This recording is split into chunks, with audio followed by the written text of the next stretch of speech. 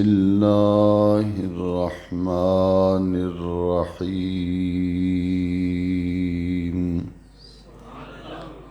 إنما يريد الله ليذهب عنكم الرجس أهل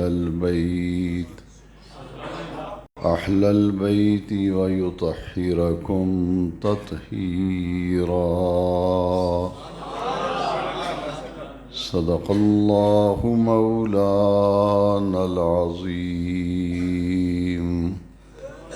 إن الله وملائكته يصلون على النبي يا أيها الذين آمنوا صلوا عليه وسلموا تسليما الصلاة والسلام عليك يا سيدي يا رسول الله وعلى آلك وأصحابك يا سیدی یا خاتم النبیین. ایک مرتبہ پھر محبت سے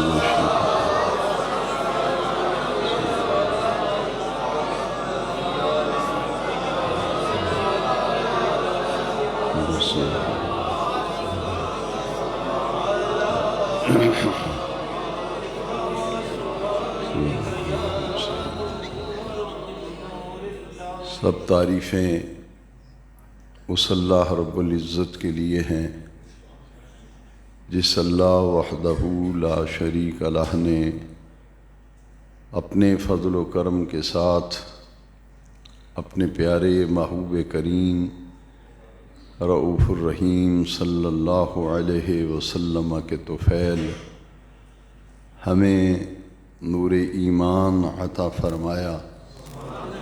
دعا ہے کہ مولا کریم جل مجدہ آخر دم تک ہمارے دلوں میں یہ نور ایمان قائم دائم ثابت رکھے. ماہ رجب المرجب شریف کا یہ جمعہ مبارکہ ہے اور اس مہینے میں اللہ رب العزت نے اپنے محبوب کریم صلی اللہ علیہ وسلم کو معجزہ معراج، شان معراج اور سیر معراج سے ہمارے آقا کریم صلی اللہ علیہ وسلم کو بہرور فرمایا. اس مہینے کی 27ویں شب تھی جب میرے آقا کریم صلی اللہ علیہ وسلم کو اللہ رب العزت نے سیر معراج سے بہرور فرمایا. پھر اسی رجب شریف کے مہینے میں عمومی طور پر اہل اسلام اپنے اموال کی زکوٰۃ دیتے ہیں. اس لیے عرف عام میں ماہ رجب المرجب کو زکوٰۃ کا مہینہ عمومی طور پر کہہ دیا جاتا ہے. زکوٰۃ کی ادائیگی کے لیے کوئی مہینہ شریعت مطہرہ میں مقرر نہیں کیا گیا، بلکہ جب بھی صاحب نصاب پر سال مکمل ہو جائے تو اس پر زکوٰۃ کی ادائیگی واجب ہو جاتی ہے. ماہ رمضان شریف میں بھی کچھ اہل ایمان زکوٰۃ ادا کرتے ہیں کہ اس مبارک مہینے میں زکوٰۃ کی ادائیگی اس لیے کی جاتی ہے کہ ہر مہینے کی نسبت اس مہینے میں رمضان شریف میں اللہ رب العزت نے بڑی برکتیں رکھی ہیں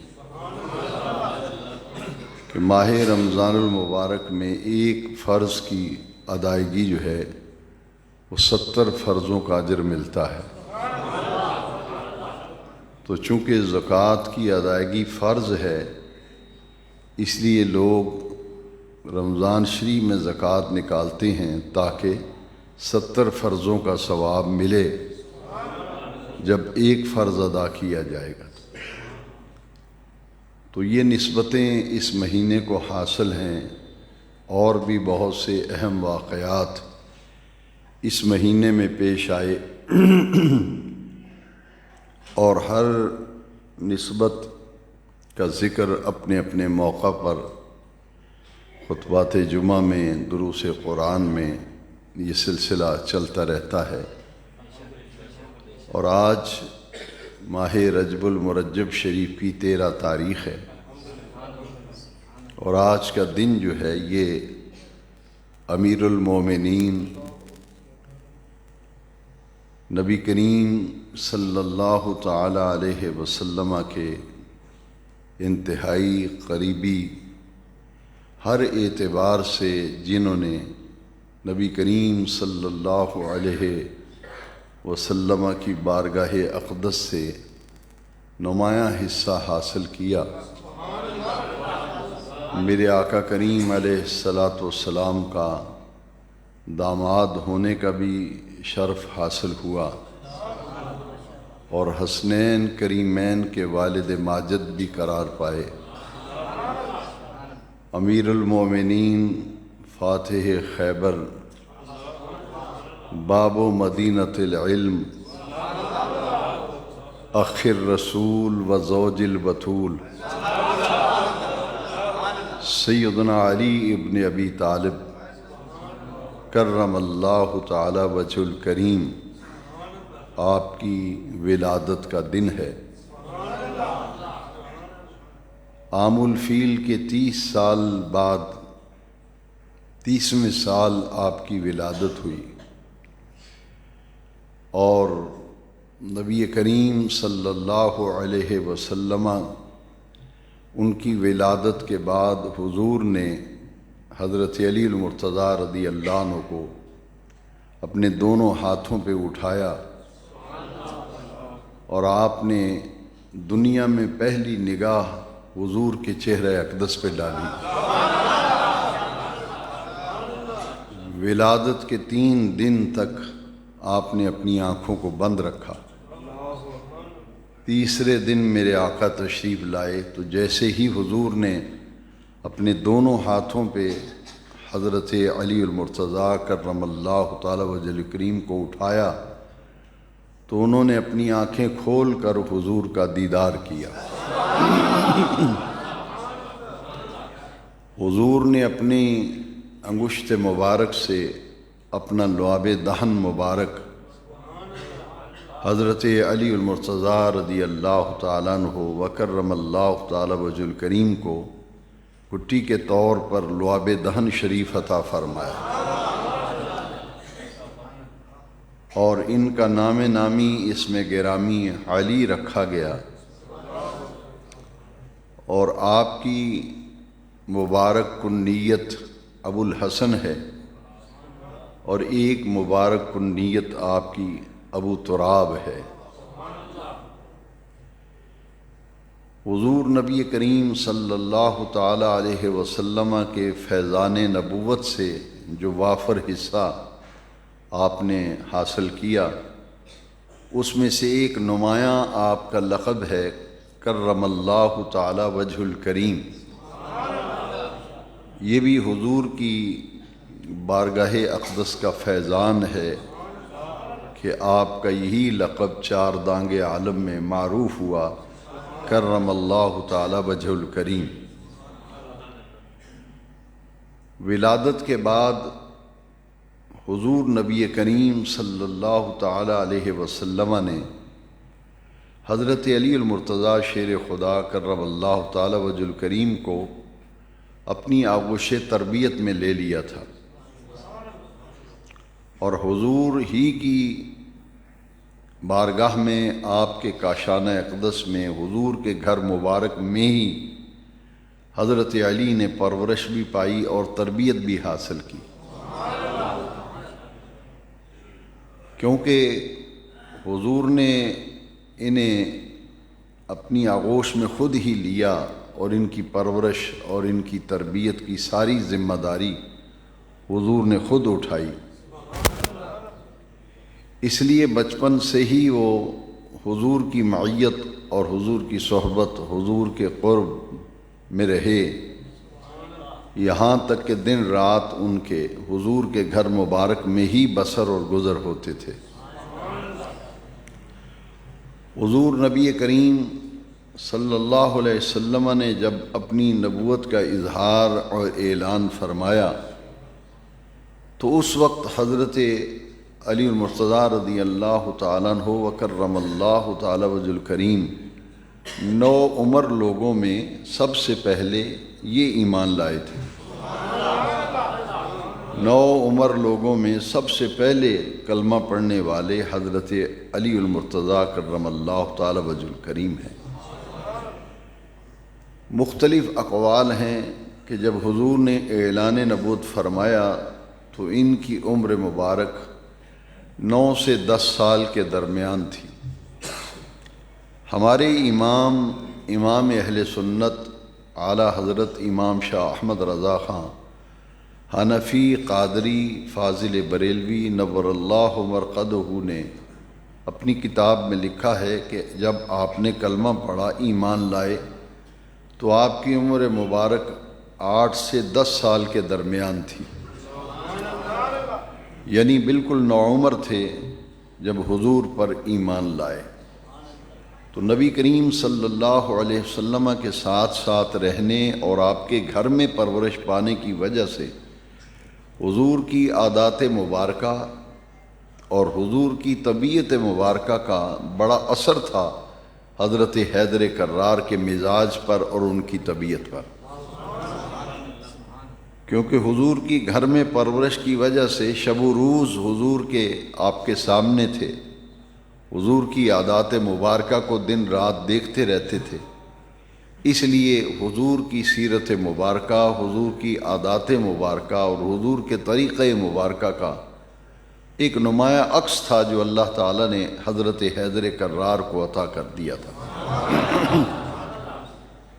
یہ نبی کریم صلی اللہ تعالیٰ علیہ وسلم کے چچا زاد بھائی ہیں، رشتے میں چچا زاد بھائی، اور ایک خاص اعزاز جو حضرت علی کرم اللہ تعالیٰ وجہ الکریم کو عطا کیا گیا کہ ہجرت مدینہ منورہ کے بعد حضور نے دو صحابہ کے درمیان اخوت قائم کر دی تھی کہ حضور خود 2 صحابہ کا نام لیتے تھے اور فرماتے تھے یہ فلاں کا بھائی ہے، فلاں فلاں کا بھائی ہے۔ 2 صحابہ کے درمیان حضور نے اخوت قائم کر دی، یہ فلاں کا بھائی ہے، یہ فلاں کا بھائی ہے، یہ فلاں کا بھائی ہے۔ حضرت سیدنا علی المرتضیٰ کرم اللہ تعالیٰ وجہ الکریم نے عرض کیا کہ حضور آپ نے اخوت سب کے درمیان قائم کر دی، لیکن آپ نے مجھے کسی کا بھائی یا کسی کو میرا بھائی نہیں بنایا۔ تو حضور نے اس موقع پر ارشاد فرمایا، اے علی انت اخی فی الدنیا والآخرہ۔ یہ ایک بہت بڑا اعزاز تھا حضرت علی المرتضیٰ کرم اللہ تعالیٰ وجہ الکریم کی، ایک بہت بڑی شان تھی جو تمام صحابہ کرام میں سے منفرد تھی اور امتیازی شان تھی۔ پچھلے جمعات میں آپ سن چکے ہیں کہ ہر ایک صاحب فضیلت کا اپنا مقام ہے، ہر ایک صاحب فضیلت کا اپنا مرتبہ ہے۔ ان کی جو فضائل ہیں، ان کے جو مناقب ہیں، ان میں سے اونچے درجے کی یہ فضیلت ہے کہ حضور نے کسی کو اپنا بھائی قرار نہیں دیا، یہ حضرت علی ہیں، اور پھر فرمایا کہ باقی سب کے رشتہ اخوت دنیا میں قائم کیا، فلاں فلاں کا بھائی، فلاں فلاں کا بھائی، مگر علی تم ان لوگوں میں شامل ہو۔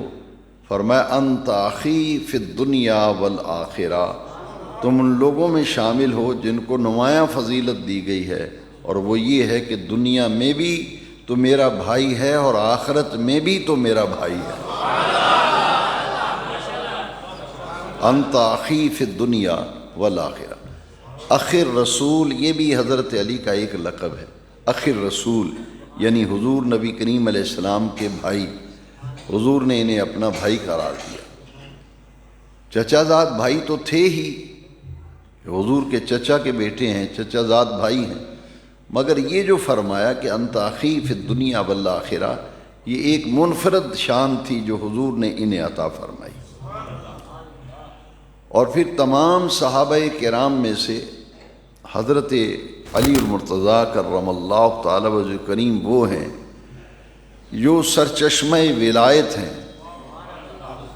حضرت غوث العظم رضی اللہ تعالیٰ نے فرمایا کہ قیامت تک امت میں جتنے بھی اولیاء اللہ ہوئے یا ہوں گے، سب کو ولایت جو دی گئی ہے اس کی توثیق حضرت حیدر کرار علی المرتضیٰ کرم اللہ تعالی وجہ کریم فرماتے ہیں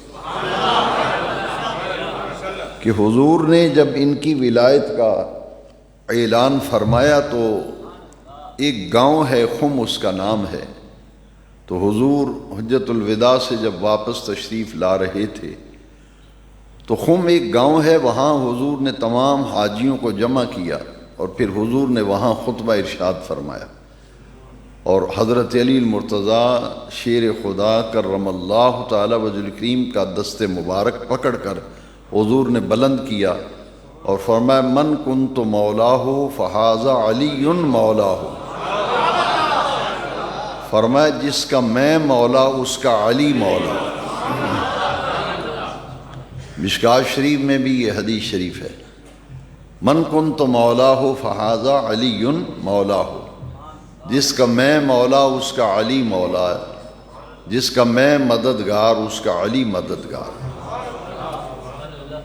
اور حضرت علی المرتضیٰ رضی اللہ تعالیٰ کی یہ ولایت کا جب اعلان کیا گیا تو سب سے پہلے ان کو مبارک دینے والے کون تھے؟ سب سے پہلے حضرت علی کو جب سرکار نے فرمایا کہ جس کا میں مولا اس کا علی مولا، یہ منصب اور یہ مرتبہ اور یہ مقام اور یہ درجہ جب عطا کیا گیا تو سب سے پہلے مبارک دینے والے حضرت ابوبکر صدیق ہیں اور حضرت عمر فاروق اعظم ہے رضی اللہ۔ جب سرکار نے فرمایا یہ دونوں شخصیتیں آئیں، حضرت ابوبکر بھی آئے، حضرت عمر بھی، اور حضرت علی المرتضیٰ کرم اللہ تعالی وجہ کریم کو آ کر مبارک دی، اور مبارک دے کر فرمایا کیا، یہ لفظ قابل غور ہے۔ آپ نے مبارک بھی دی ان دونوں شخصیتوں نے، اور مبارک دے کے کہا انت مولایا، انت مولایا و مولا کل مومن، فرمایا اے علی تو میرا بھی مومن ہے اور تو میرا بھی مولا ہے اور ہر مومن کا مولا ہے۔ انت مولایا کہ آپ میرے بھی مولا ہیں، و مولا کل مومن، اور ہر مومن کے بھی آپ مولا ہیں۔ یہ مبارک دینے والی دو شخصیتیں تھیں، حضرت ابوبکر کی اور حضرت عمر کی رضی اللہ۔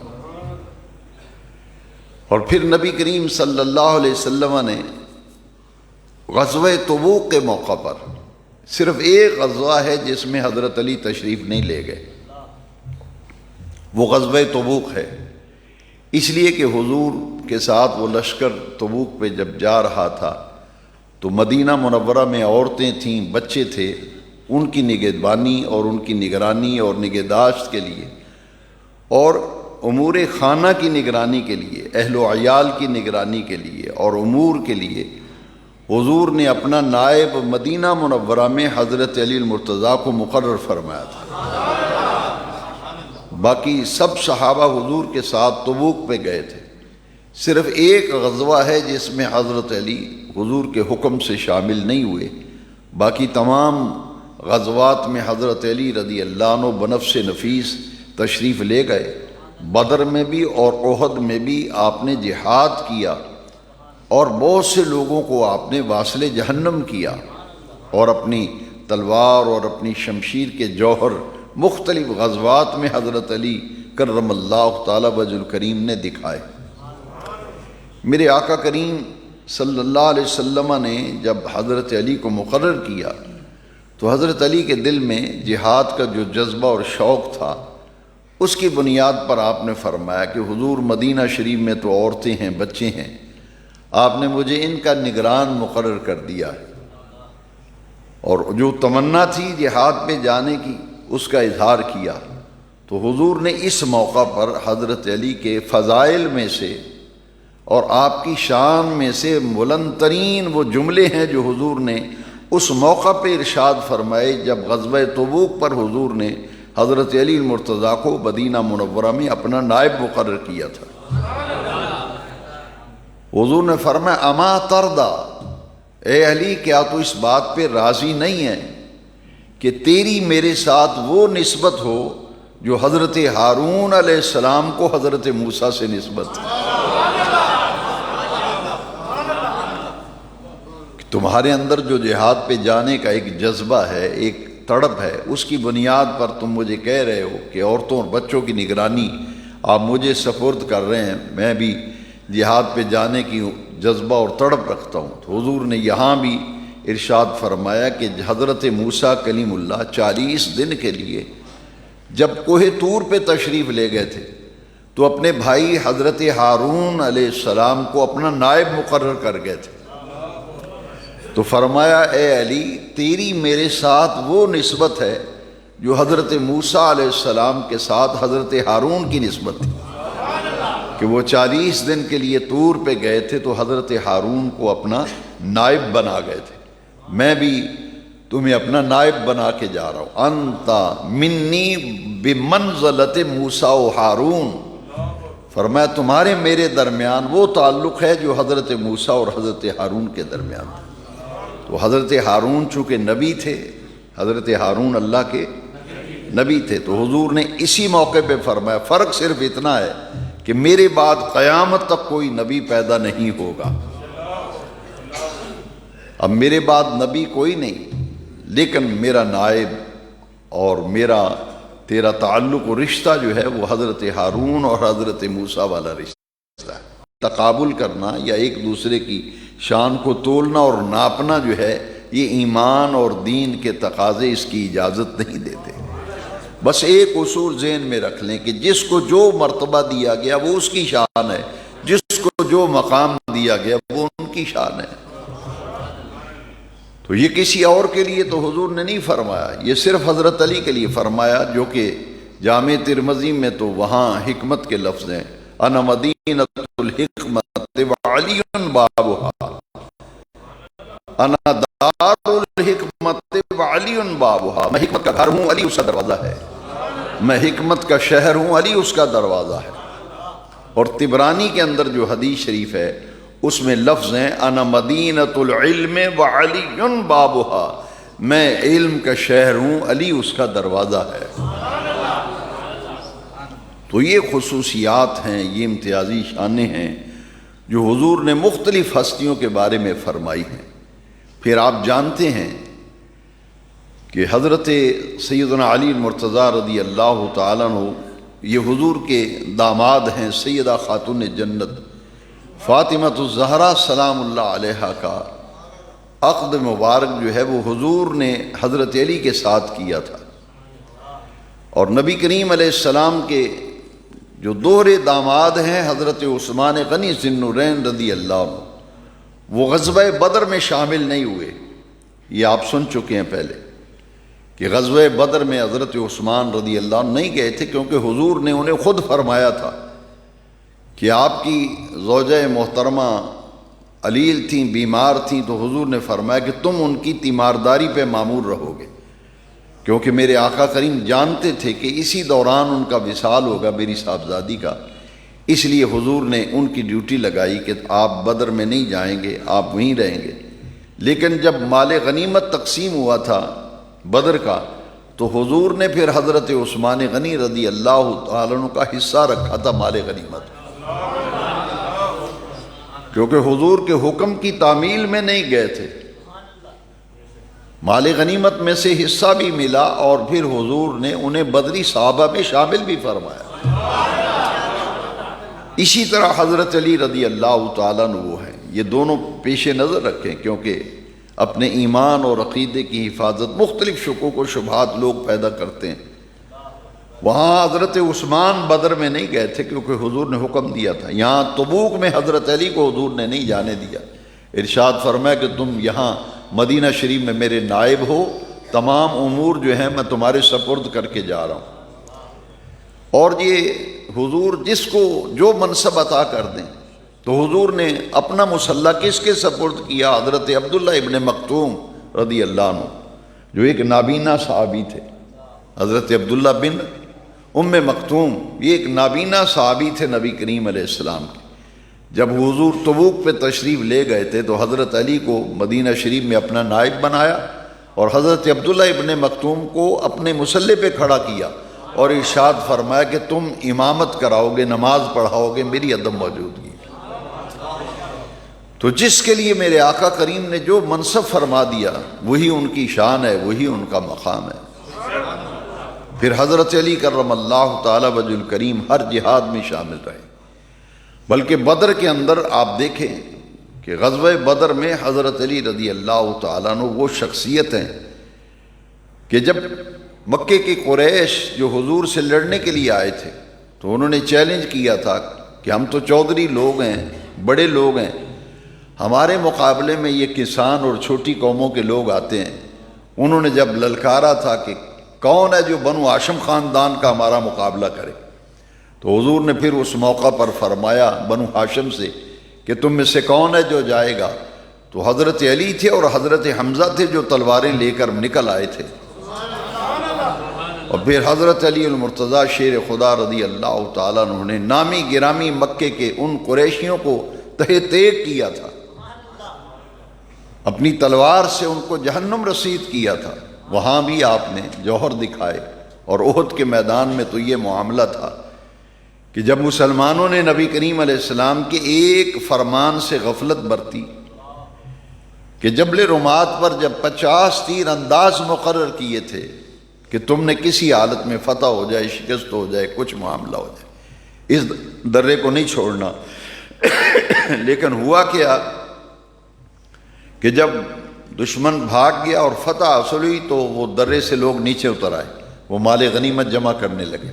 تو یہ غفلت جو ہوئی اس کی وجہ سے پھر مسلمانوں کو تھوڑا سا جھنجھوڑا گیا، پھر ایسا زبردست حملہ ہوا کہ بڑا نقصان اٹھانا پڑا مسلمانوں کو، یہاں تک کہ مسلمان گھیرے میں آ گئے۔ اور نبی کریم صلی اللہ تعالی علیہ وسلم کے گھیرا جب تنگ ہوا تھا تو حضرت علی تھے رضی اللہ تعالیٰ عنہ جن کو سرکار نے بلایا تھا، تو حضرت علی ذرا فاصلے پہ تھے کہ دشمنوں نے ایک چال چلی، کہا کہ قد قتل محمد صلی اللہ علیہ وسلم، ایک افواہ پھیلا دی تھی، دشمن نے افواہ پھیلائی جان بوجھ کر کہ مسلمانوں کے حوصلے پست ہو جائیں۔ تو جو حضور کے دشمن تھے مکے سے آئے تھے احد کے میدان میں، تو انہوں نے کہا کہ تم کیا لڑتے پھرتے ہو، تمہارا نبی محمد تو قتل ہو گیا صلی اللہ علیہ وسلم۔ بس یہ لفظ سننے کی دیر تھی تو ظاہر بات ہے کہ مسلمانوں کے حوصلے پست ہو گئے کہ جب حضور ہی معاذ اللہ شہید ہو گئے تو پھر ہم کس کے لیے لڑیں گے۔ یہ حوصلے پست ہوئے جب تو تھوڑی سی بھگدڑ مچی اور نبی کریم علیہ السلام کے ساتھ صرف 12 لوگ رہ گئے تھے، ان میں حضرت علی المرتضیٰ شیر خدا رضی اللہ تعالیٰ، ان 12 افراد میں سے وہ تھے کہ جن کو میرے آقا نے خود بلایا اور اپنی طرف۔ حضرت علی فرماتے ہیں کہ جب میں نے سنا کہ حضور قتل ہو گئے ہیں تو فرماتے ہیں ایک دم میرے پاؤں تلے سے زمین نکل گئی، میرے رونگٹے کھڑے ہو گئے۔ فرماتے ہیں میں حضور کو تلاش کرتا پھر رہا تھا، جب یہ سنا کہ حضور قتل ہو گئے تو جہاں لاشیں پڑی ہوئی تھی میں وہاں دیکھنے گیا اور زندوں میں بھی ڈھونڈ رہا تھا، لاشوں میں بھی دیکھ رہا تھا، حضور مجھے نظر نہیں آئے، دکھائی نہیں دیے۔ تو مجھے ایک شخص نے کہا کہ تم کس کو ڈھونڈتے پھرتے ہو؟ انہوں نے کہا کہ میں اپنے آقا کو تلاش کرتا پھرتا ہوں۔ اس نے کہا کہ تمہارے آقا تو وہاں تشریف فرما ہیں، کچھ لوگ ان کے ارد گرد کھڑے ہوئے ہیں۔ تو حضرت علی اس کی نشاندہی پر جب تشریف لائے تو سرکار کو جب دیکھا تو حضرت علی فرماتے ہیں کہ میری جان میں پھر جان آئی، اور پھر حضرت علی اعلان کرتے تھے کہ لوگوں حضور قتل نہیں ہوئے، حضور قتل نہیں ہوئے، ہمارے آقا یہاں تشریف فرمائے، ہمارے آقا یہاں تشریف فرمائے۔ تو جب آپ نے یہ آوازیں دیں تو پھر لوگوں کے حوصلے پھر سے دوبارہ بلند ہوئے اور پھر تلواریں لے کے لوگ نکلے۔ یہ بڑا نازک موقع تھا، کیونکہ اس وقت دشمن کا نشانہ صرف حضور کی ذات تھی۔ باقاعدہ ایک جتھا بنا ہوا تھا جو پلٹ پلٹ کر حضور پہ حملہ کرتا تھا، لیکن ایک نوجوانوں کا دستہ تھا کفار کا جو حضور کی طرف بڑھ رہا تھا۔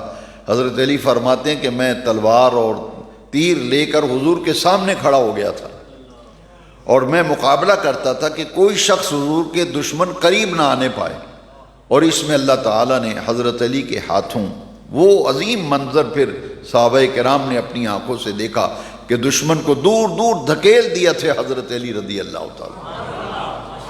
یہ بدر کے اندر حضرت علی رضی اللہ تعالیٰ عنہ کا وہ بلند ایک کمال تھا جس کو تاریخ کے اندر محفوظ کر دیا گیا، بدر کے اندر بھی اور احد کے اندر بھی، اور خندق کے موقع پر دیکھی۔ کیونکہ میں اس لیے عرض کر رہا ہوں کہ حضرت علی رضی اللہ تعالیٰ عنہ کا لقب ہے اسد اللہ، اللہ کے شیر۔ یہ شیر خدا ہیں، شیر خدا۔ اب خندق کے موقع پہ ایک بڑا نامی گرامی پہلوان تھا ابن عبد ود، اس کے سامنے کوئی مقابلے کی جرت نہیں کرتا تھا۔ اس نے جب للکارا مسلمانوں کو تو حضرت علی اٹھے تو حضور نے فرمایا علی بیٹھ جاؤ، اجازت نہیں دی جانے کی۔ حضور وہ للکار رہا ہے، فرمایا اسے للکارنے دو، وہ عبد ود ہے، تم بیٹھ جاؤ۔ عمر بن عبد ود 2 مرتبہ حضرت علی اٹھے، اجازت مانگی، حضور نے اجازت نہیں دی، فرمایا بیٹھ جاؤ۔ تیسری مرتبہ حضرت علی سے رہا نہ گیا اور کہا حضور مجھے اجازت دیجئے، میں اس کا کلا کما کر کے آتا ہوں۔ کیونکہ وہ فن جنگ کا اتنا ماہر تھا، کوئی آدمی اس کے مقابلے میں نکلنے کے لیے تیار نہ تھا۔ تو تیسری مرتبہ جب حضرت علی تلوار لے کر کھڑے ہو گئے کہ حضور اب میں نہیں رہتا، اب میں جاتا ہوں، تو تیسری مرتبہ پھر حضور نے اجازت دی کہ جب حضرت علی گئے اس کے سامنے تو وہ تو بڑا ایک مانا ہوا پہلوان تھا، فن سپاہ گری میں اس کا عظیم ایک مقام تھا۔ اس نے تلوار لے کر زور سے وار کیا حضرت علی رضی اللہ تعالیٰ، اپنے ڈھال جب آگے کی نا اس کا وار روکا، لیکن وہ وار اتنا سخت تھا کہ ڈھال جو ہے وہ کٹ گئی اور پیوست ہو گئی، تلوار جو ہے حضرت علی رضی اللہ تعالیٰ کی پیشانی پہ آ کے تلوار لگی، جس سے سر مبارک زخمی ہو گیا۔ تو زخمی حالت میں حضرت علی کرم اللہ تعالیٰ وجہ کریم فوراً سنبھلے اور اپنے ایک ہی وار کیا عبد ود پہ، عمر بن عبد ود پہ ایک ہی وار کیا۔ آپ نے اس کے بازو کے پٹھے پر اتنی زور سے ایک ہی حملہ کیا کہ وہ تڑپتا ہوا زمین پہ گر پڑا۔ اور یہ تاریخ میں باقاعدہ طور پر حضرت علی رضی اللہ تعالیٰ عنہ کا عمر بن عبد ود کو قتل کرنا ایک کارنامہ جو ہے اسے لکھا گیا ہے، کیونکہ اس کے مقابلے میں کوئی آنے کی ضرورت نہیں کرتا تھا، نہ کوئی اس کے پائے کا اس کا کوئی ہے نہیں تھا۔ تو یہ حضرت علی تھے رضی اللہ تعالیٰ، جنہوں نے ایک ہی بار میں، اور جب وہ گرا تو اس سے گرد و غبار اڑا۔ جب گرد و غبار اڑا تو لوگوں نے دیکھا کہ اس نے وہیں تڑپ تڑپ کر جان دے دی۔ یہ خندق کے موقع پر، غزوہ خندق کے موقع پر حضرت علی رضی اللہ تعالیٰ، اور جب خیبر پہ حملہ ہوا تھا جو یہودیوں کا قلعہ تھا، اور راہب ایک بہت بڑا فن سپاہ گری کا ماہر تھا یہودیوں کا، آج بھی خیبر میں وہ قلعہ موجود ہے، لوگ زیارت کرتے ہیں۔ جو یہودیوں کا قلعہ تھا، حضرت علی رضی اللہ تعالیٰ عنہ جب تشریف لے گئے، پہلے دن حضرت ابو بکر گئے، دوسرے دن حضرت عمر، حضور نے جھنڈا دیا اور کئی دن لگ گئے کہ خیبر کا قلعہ فتح نہیں ہو رہا۔ ایک دن حضرت ابوبکر کو بھیجا، ایک دن حضرت عمر کو، مختلف صحابہ۔ تو حضور نے جب دن کچھ زیادہ لگ گئے تو حضور نے رات کو ارشاد فرمایا کہ کل میں ایک ایسے شخص کو جھنڈا عطا کروں گا جس کے ہاتھوں پر خیبر کا قلعہ فتح ہوگا۔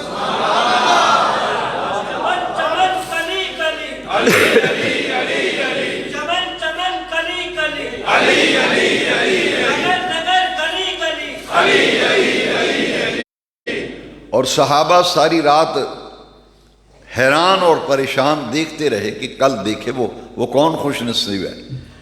حضور نے یہاں 2 لفظ فرمائے تھے، وہ میں آپ کی توجہ چاہوں گا۔ حضور نے فرمایا کہ کل میں اس کو جھنڈا دوں گا کہ اللہ اور اس کا رسول اس سے محبت کرتا ہے، اور جس کو کل میں جھنڈا دوں گا وہ اللہ اور اس کے رسول سے محبت کرتا ہے۔ تو صحابہ کرام میں ایک تڑپ تھی، پچھلے خطبات میں آپ سن چکے ہیں، ان کے تو مزاج میں عشق رسول کا غلبہ تھا۔ تو صحابہ تو کہتے تھے دیکھیے وہ کون خوش نصیب ہے، اس پر تو حضور نے مور لگا دی کہ یقیناً وہ اتنا کامل ہوگا کہ اللہ رسول اس سے محبت کرتے ہیں۔ اور وہ کون ہے جو اللہ رسول سے محبت کرتا ہے؟ اللہ رسول اس سے محبت کرتا ہے۔ وہ کون ہوگا؟ صحابہ بے چین ہیں۔ صبح کا وقت ہوا تو حضور نے فرمایا این علی ابن ابی طالب،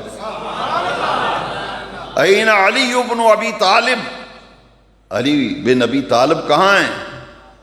تو صحابہ نے کہا حضور ان کی آنکھوں میں تکلیف ہے، یا شوب چشم جسے کہتے ہیں، پانی بہتے ہیں آنکھوں سے، اور شوب چشم کی تکلیف ہے، تو وہ اپنے خیمے میں آرام فرمایا۔ حضور نے فرمایا ان کو بلاؤ۔ جب حیدر کرار تشریف لائے تو حضور نے اسی لمحے اپنا لعاب دہن مبارک حضرت سیدنا علی المرتضیٰ کرم اللہ تعالی وجہ کریم کی دونوں آنکھوں میں لگایا۔ اسی لمحے تکلیف جاتی رہی، اور حضور نے وہ جھنڈا جو ہے وہ حضرت حیدر کرار کو عطا فرمایا کہ آپ جائیے اور خیبر کے قلعہ جو ہے اس پہ آپ حملہ آور کریں، میں آپ کو کمانڈر بناتا ہوں۔ حضرت علی رضی اللہ تعالیٰ عنہ جب خیبر پہ حملہ آور ہوئے تو ان کے ہاتھوں پہ خیبر کا قلعہ جو ہے وہ فتح ہوا تھا۔ فاتح خیبر، خیبر شکن علی المرتضیٰ رضی اللہ تعالیٰ عنہ۔ یہ ان کی تلوار کے جوہر تھے، کہا کہ شاہ مرداں شیر یزداں، اس موقع پہ کہا کہ جب عمر بن عبد ود سے مقابلہ ہوا تو حضور نے جو کچھ ارشاد فرمایا اسے ایک شعر کے اندر سمو دیا گیا، شاہ مرداں شیر یزداں قوت پروردگار۔ شاہ مرداں کا مطلب ہے کہ جتنے جوان مرد آدمی ہیں ان کے بادشاہ ہیں حیدر کرار۔ شاہ مرداں شیر یزداں، یہ تو اللہ کا شعر ہے۔ قوت پروردگار، یہ علی کی اپنی قوت نہیں ہے، یہ تو قوت پروردگار ہے۔ شاہ مرداں شیر یزداں قوت پروردگار، لا فتح الا علی لا سیف الا ذوالفقار۔ لا فتح الا علی کا معنی ہے کہ علی کے سوا اور کوئی جوان مرد ہے ہی نہیں۔ ان جیسا جوان مرد اور شجاع اور بہادر اور دلیر، ان جیسا کوئی جوان نہیں۔ لا فتح، ان جیسا کوئی جوان بہادر و شجاع نہیں دیکھا گیا۔ لا فتح الا علی لا سیف الا ذوالفقار، اور حضرت علی کی تلوار جیسی کسی کی تلوار نہیں، کیونکہ ان کی تلوار کا نام ذوالفقار ہے۔ شاہ مرداں شیر یزداں قوت پروردگار، لا فتح الا علی لا سیف الا ذوالفقار۔ یہ صرف وہ نہیں ہے میرے علی المرتضیٰ جو صرف تسمیہ چلانے والے، نماز روزے کی تعلیم دینے والے، انہوں نے بدر میں دنیا نے ان کے تلوار کے جوہر دیکھے، احد میں ان کی جہاد کی آپ نے کیفیتوں کو چشم عالم نے دیکھا، خندق میں دیکھا، خیبر میں دیکھا۔ یہ وہ حضرت علی المرتضیٰ ہیں جو حضور کی امت کے شجاع ہیں، بہادر ہیں، دلیر ہیں۔ ان کی شجاعت کو ناز ہے حضرت علی کی شجاعت کو۔ ان جیسا بہادر نہیں ہوا کوئی۔ یہ مختلف جواہر ہیں جو مختلف غزوات کے اندر، جنگوں کے اندر حضرت علی رضی اللہ تعالیٰ نے عطا فرمائے۔ اور یاد رکھیے چند احادیث آخر میں وہ بڑی قابل توجہ ہیں۔ وہ لوگ جو حضرت علی رضی اللہ تعالیٰ کو معاذ اللہ برا بھلا کہتے ہیں، اور بنو امیہ کے دور میں ممبروں پر حضرت علی کو گالیاں دی جاتی تھی، جمعے کے جو خطبے پڑھے جاتے تھے ان میں حضرت علی کو امام حسن کو امام حسین اہل بیت کا نام لے کر معاذ اللہ ان کو برا بھلا کہا جاتا تھا۔ یہ مسلمان تھے، آپ کہتے جی یہ کلمہ گو ہیں، کسی کلمہ گو کو برا نہیں کہنا چاہیے۔ یہ آپ کی غلط منطق ہے، آپ کو بے شک غصہ لگے، نہیں جی سارے ہی کلمہ پڑھ دینے، سارے ہی نمازاں پڑھ دینے، وہ بھی تو مسلمان نے نا، بانگ انہوں دی مسیتی بھی ہوندی ہے، وہ کلمہ نہیں پڑھ دے، یہ بھی کلمہ کیا، یہ تو جمعے پڑھاتے تھے، اور جمعے میں یہ حضور مولا علی کو گالیاں دیتے تھے، عربی خطبہ جو جمعے کو گالیاں، امام حسن کو، امام حسین۔ یہ جو آپ کی کلمہ گو کی اصطلاح یہ ٹھیک نہیں ہے کہ کسی کلمہ گو کو برا نہ بلا نہ، کیا برا بلا نہیں کہیں گے ان کو؟ میرے آقا کی حدیث سن لے پھر فیصلہ کر لینا، میں اس پہ اور تبصرہ نہیں کرتا، صرف حدیث سنا دیتا ہوں۔ حضور نے فرمایا من سب علیاً فقط سبنی، ممبر پہ گالیاں دی جا رہی ہیں اور آپ کہتے نہیں جی وہ بھی تو مسلمان ہے نا، کلمہ پڑھیا جی۔ حضور نے فرمایا من سب علیاً، جس نے میرے علی کو گالیاں دی، توہین کی، فقط سبنی، اس نے میری توہین کی، مجھے گالی دی ہے۔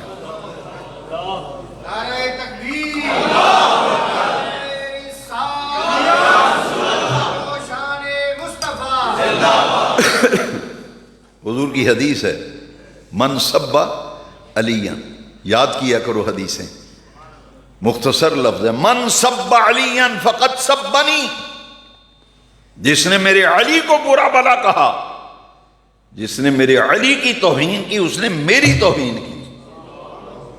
تو پھر اپنا یہ عقیدہ بنا لو کہ علی کی توہین حضور کی توہین ہے۔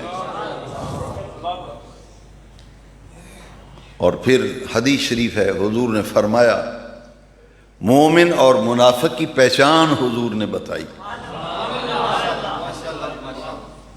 آپ کہتے ہیں یہ کلمہ پڑھنے والے ہیں، کلمہ پڑھنے والے کو کچھ نہ کہو جی، وہ بھی تو مسلمان ہے، ویکھو انہوں دی مانگ ہو رہی، وہ بھی مسلمان، انہوں دے جمعے ہو رہے ہیں۔ یہ وہ اذانیں اور جمعے ہیں کہ جنہوں نے معاذ اللہ حضرت علی کو برا بھلا کہا اور یزید کو امیر المومنین کہا، یزید کو رضی اللہ عنہ کہا، معاذ اللہ اللہ یعوذ باللہ تعالی۔ وہ مروان خبیث الفطرت جو مسجد نبوی کے ممبر پہ جب وہ گورنر مدینہ تھا، جمعہ پڑھاتا تھا، حضرت علی کو گالیاں دیتا تھا مسجد نبوی کے ممبر پہ، معاذ اللہ۔ مروان اس ذلیل کا نام تھا، بدبخت انسان کا۔ حضور نے مومن اور منافق کی پہچان بتائی، فرمایا علی جو منافق ہوگا وہ تو اس سے محبت نہیں رکھ سکتا، اور جو مومن ہوگا وہ تو اس سے بغض نہیں رکھ سکتا۔ جو علی سے محبت کرے وہ مومن، جو علی سے بغض اور عداوت رکھے وہ منافق۔ یہ فیصلہ حضور کر رہے ہیں۔ سیدنا علی المرتضیٰ شیر خدا رضی اللہ تعالیٰ عنہ ایسی ہستی ہیں کہ جن کے سلام اللہ علیہ کا فیصلہ حضور نے کیا۔ اخر رسول و زوج البتول، حضور کے بھائی بھی ہیں، سیدہ زہرا پاک کے شوہر بھی ہیں۔ لوگ طرح طرح کی بھانت بھانت کی بولیاں بولتے ہیں، ایسے ایسے غلیظ عقیدے گھڑ رہے ہیں۔ میں عقیدے کی اصلاح کے لیے عرض کرتا ہوں، تنقید میرا مقصد نہیں، نہ مشن ہے میرا۔ میں ایک بہت بڑا سوالیہ نشان چھوڑ کے جا رہا ہوں آپ کو، تب میری بیٹی زہرا سے چلے گا۔ اور حضور نے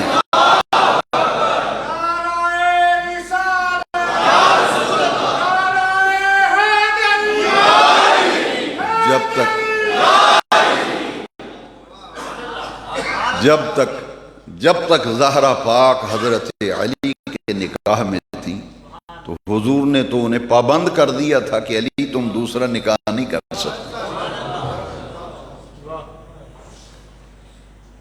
بھئی اسلام نے تو 4 بیویوں کی اجازت دی ہے ایک وقت میں، قرآن مجید کی آیت نہیں ہے فَانْكِحُوا مَا طَابَ لَكُم مِّنَ النِّسَاءِ مَثْنَىٰ وَثُلَاثَ وَرُبَاعَ، 2 3 3 4 بیویاں ہر مومن رکھ سکتا ہے۔